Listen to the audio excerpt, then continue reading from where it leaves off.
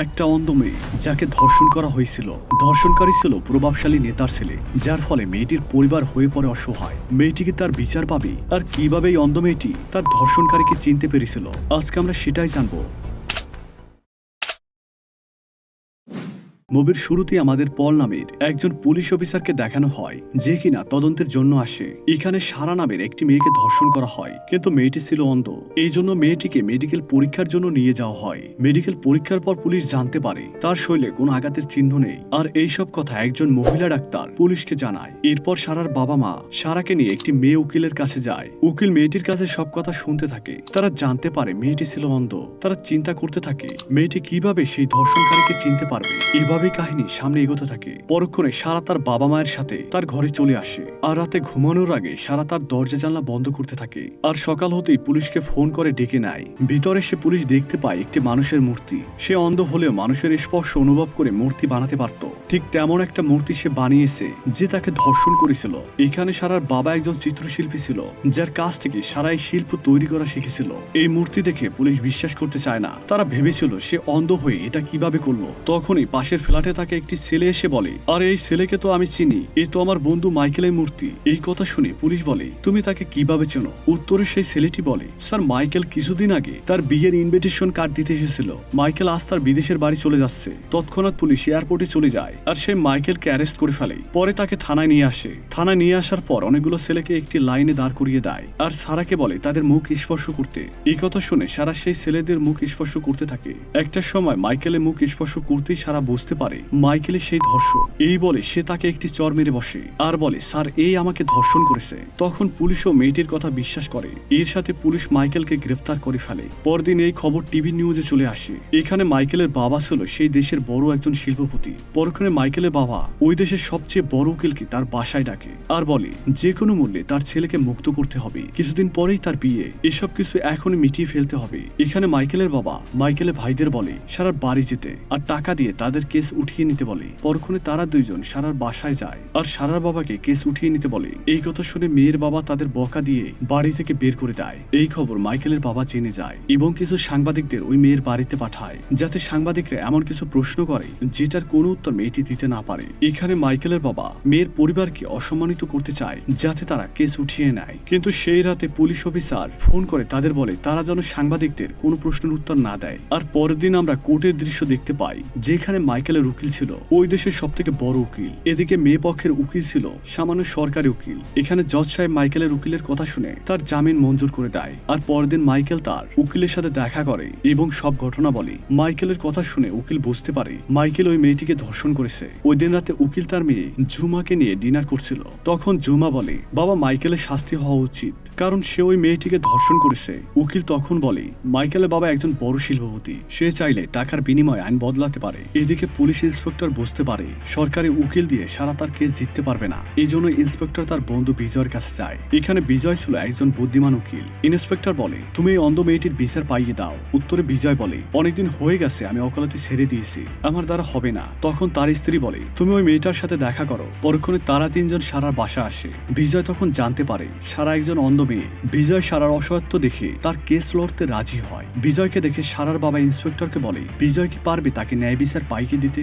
তখন ইন্সপেক্টর বলে, আপনি চিন্তা করবেন না, বিজয় ঠিকই আপনাদের সাহায্য করবে। ইন্সপেক্টর আরো বলে, বিজয় অনেক আগেও অনেক কেস জিতেছে। এদিকে বিজয় সমস্ত তথ্য প্রমাণ সংগ্রহ করতে থাকে। হঠাৎই তখন দেখতে পায় টিভিতে উকিল বলছে সারার পরিবার টাকার বিনিময়ে আমার ক্লায়েন্টকে মিথ্যা দোষারোপ করছে। এই খবর দেখে বিজয় ইন্সপেক্টরকে ফোন করে বলে এই কেসের ফাইল তাকে দেখাতে, কিন্তু ইন্সপেক্টর বলে এই কেসের ফাইলের সব কপি চুরি হয়ে গেছে। এটা শুনে বিজয় বুঝতে পারে এর সাথে পুলিশও জড়িত রয়েছে। আর পরের দিন বিজয় তার বোনকে সাথে নিয়ে আদালতে আসে। সেখানে বিজয়ের বোন তার বান্ধবীকে সেখানে নিয়ে আসে আর বলে আজ থেকে সেও তোমার সাথে কাজ করবে।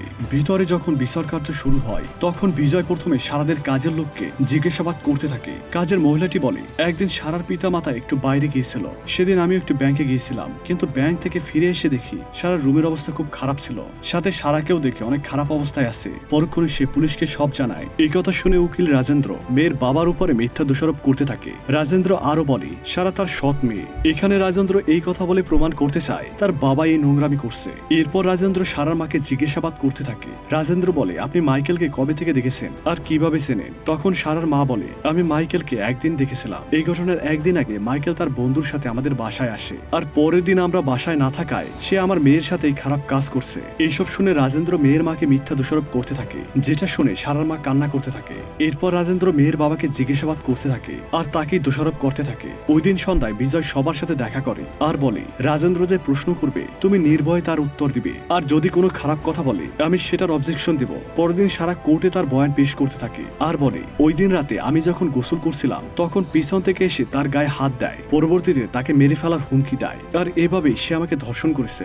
বিজয় বলে তুমি মাইকেলের মূর্তি কিভাবে বানালে? উত্তরে সারা বলে সে যখন আমার স্পর্শ করছিল তখন আমি তার মুখে স্পর্শ করছিলাম, আর এভাবেই আমি তার মূর্তি বানিয়েছি। এখানে বিজয় সারাকে সব বলে নিয়ে এসেছিল। পরক্ষণে সারা রাজেন্দ্রের সব প্রশ্নের উত্তর দিতে থাকে। এদিকে বাড়ি ফেরার পথে বিজয় চিন্তা করে তাকে নিয়ে সোশ্যাল মিডিয়া একটি পোস্ট করবে যাতে সবাই তাকে সাপোর্ট করে। পরদিন মাইকেলের সেই বন্ধুকে আদালতে ডাকা হয় আর বিজয় তাকে জিজ্ঞেস করতে থাকে। সেখানে মাইকেলের বন্ধু সব সত্য কথা বলে দেয়, আর পরদিন সোশ্যাল মিডিয়াতে সারার খবর ছড়িয়ে পড়ে আর সবাই মাইকেলকে ঘেন্না করতে থাকে। এই খবর মাইকেলের হবু স্ত্রী জেনে যায়। মেয়েটি মাইকেলকে বলে এই কেস থেকে যদি তোমার নাম না ওঠে তাহলে আমি বিয়ে ভেঙে দেব। এইসব কথা শুনে মাইকেল প্রচুর রেগে যায়। পরক্ষণে মাইকেল তার বন্ধুদের নিয়ে সারার বাসায় যায় আর তাদের কেস উঠিয়ে নেওয়ার হুমকি দেয়। অন্যদিকে এইসব খবর বিজয় জেনে যায় আর বিজয় সেদিন কোর্টে বলে মাইকেলের জামিন বাতিল করতে। তখন জজ বলে এইসব কথা বলার আগে তোমাকে প্রমাণ করতে হবে, কিন্তু তোমার কাছে কোনো প্রমাণই নেই। ওই দিন কোর্টে রাজেন্দ্র এর মেয়ে ঝুমা এসেছিল কেস লড়তে, কারণ ওই দিন রাজেন্দ্র একটু দেশের বাইরে গিয়েছিল। ওদিকে বিজয় মেডিকেল ডাক্তারকে জিজ্ঞাসাবাদ করতে থাকে।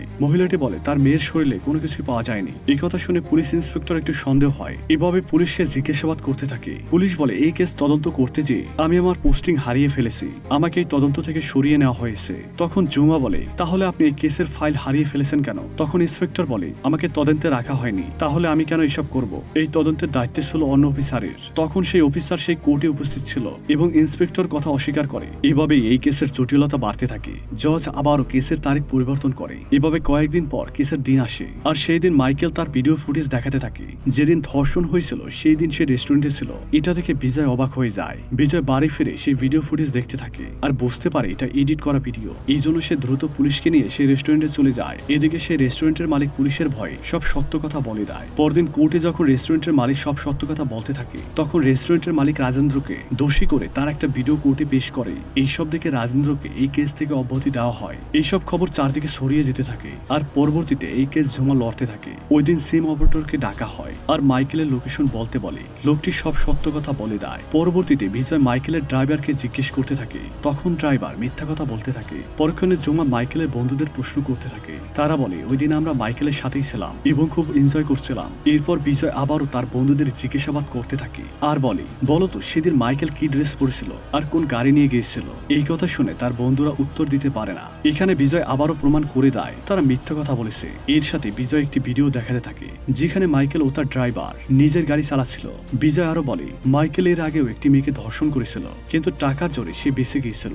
এই কথা শুনে জুমা বলে আপনি প্রমাণ ছাড়াই তাকে দোষী ভাবতে পারেন না। এর সাথে আবারও ওই দিনে শুনানি শেষ হয়ে যায়। পরে যখন আবার কোর্টের বিচার শুরু হয় তখন বিজয় বলে এই সমস্ত কিছু মাইকেল করেছে, কারণ ওই দিন মাইকেল তার বন্ধুর কাছ থেকে চাবি নিয়ে সে গাড়ি নিয়ে সারাদের বাসায় যায় আর দেয়াল টপকে সারা রুমে যায় এবং তাকে ধর্ষণ করে। তখন সারা তার মুখ স্পর্শ করে আর এভাবে সেই অনুভূতির স্পর্শে সে এই মূর্তি তৈরি করেছে। এইসব কথা শুনে জুমা বলে আদালত প্রমাণে বিশ্বাসী, প্রমাণ ছাড়া এখানে কিছুই হয় না। বিজয় আরো বলে সে অন্ধ, কিন্তু সে যে কারোর স্পর্শে মূর্তি তৈরি করতে পারে। বিচারক তাকে মূর্তি বানানোর আদেশ দেয়। এরই সাথে ভেতরে রাজেন্দ্র মেয়েটিকে খারাপ কথা বলতে থাকে, কিন্তু সারা তার কথায় কান্না দিয়ে রাজেন্দ্রের মুখে হাত স্পর্শ করে এবং পরবর্তীতে হুবাহু তার মতো মূর্তি তৈরি করে আদালতে পেশ করে, যেটা দেখে সেখানে থাকা সবাই অবাক হয়ে যায়। আর এখানেই প্রমাণ হয়ে যায় সেদিন মাইকেলই তাকে ধর্ষণ করেছিল আর আদালত মাইকেলকে দোষী সাব্যস্ত করে। আর এভাবেই অন্ধ মেয়েটি তার ন্যায় বিচার পেয়ে যায়। বাইরে এসে সারার বাবা বিজয়কে কৃতজ্ঞতা প্রকাশ করে, সাথে সারা বিজয়কে ধন্যবাদ জানায়। আর এখানে সুন্দর মুভিটি সমাপ্ত হয়। তো বন্ধুরা, মুভিটি তোমার কাছে কেমন লাগলো? যদি ভালো লেগে থাকে তাহলে অবশ্যই কমেন্ট করে জানাবে। আর যদি আমার চ্যানেলে নতুন হয়ে থাকো তাহলে অবশ্যই সাবস্ক্রাইব করবে।